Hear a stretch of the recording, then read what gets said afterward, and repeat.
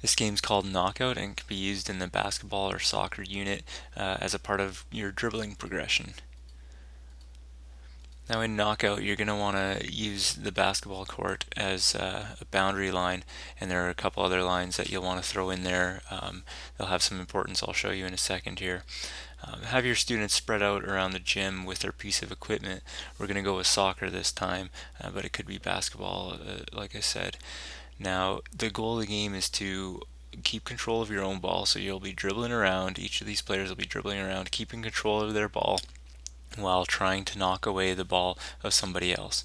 So what happens is if a player goes and kicks the ball away from somebody else and it crosses past the boundary line, so outside of the basketball court, that player is then out.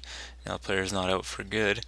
The player can bring their ball and keep the ball between their feet, and if somebody happens to come close to that line, they can try and kick their ball away as well. So they're not totally out of the game. Here's another case where a player's ball has been kicked out, so that player is out on that side. Now, that's not the only way you can get eliminated or knocked out. If you end up losing control, so a player dribbles and lost control just on his own, then he's out as well. So that's another way you can get knocked out.